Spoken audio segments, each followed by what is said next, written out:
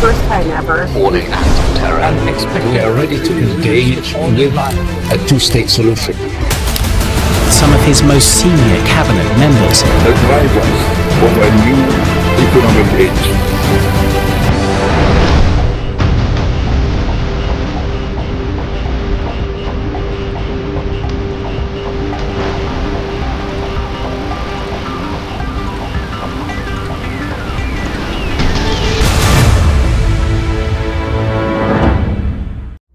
Central Asia is turning into a battlefield, not with guns, but with trade deals, cultural influence and political power. Russia wants to hold on, China wants to dominate, Turkey wants to return, and the West, they're just watching. But the real question is, who's winning this silent war? Now let's set the context. Post-Soviet vacuum. After the fall of the Soviet Union in 1991, 5 Central Asian countries, Kazakhstan, Uzbekistan, Turkmenistan, Kyrgyzstan, and Tajikistan became independent. But the independence didn't mean freedom. For years, Russia controlled them politically and culturally, but today, the vacuum left by Russia's decline has opened the door to a new power struggle. So what's the Russia's stakeholding on with culture and security? Russia still has military bases, Russian language dominance and historical ties in the region. But ever since the Ukraine war, its influence is now weakening.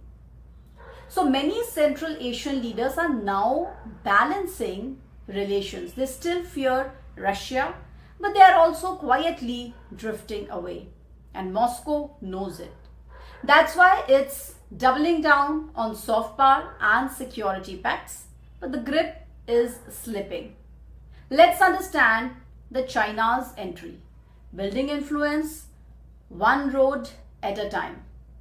Enter China with the Belt and Road Initiative. China has poured billions into roads, railways, energy, and trade routes. It's now the biggest trading partner of almost every Central Asian nation. But there's tension too. Many locals fear Chinese domination, especially after seeing what is happening in their own empire.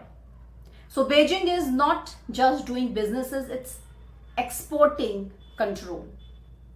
Now, number 4 point is Turkey's revival. One language, one people, one future. Is that true?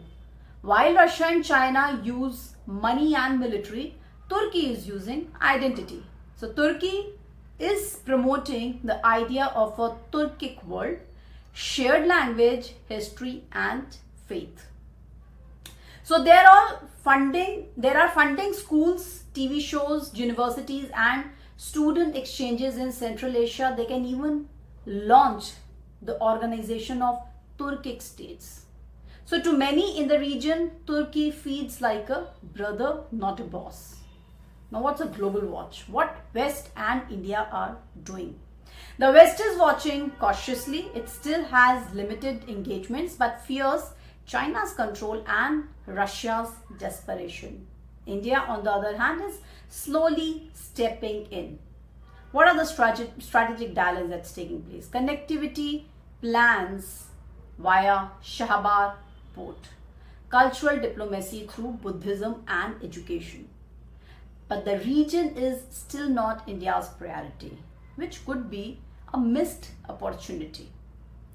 Let's also understand this as brewing resource war. Central Asia has oil, gas, uranium, rare earth metals, and strategic location. In the coming years, it may become the new Middle East, not for religion, but for the resources and even for the trade routes. So what is the danger? It could become a chessboard for superpowers, while the real voices, the people of Central Asia, are ignored.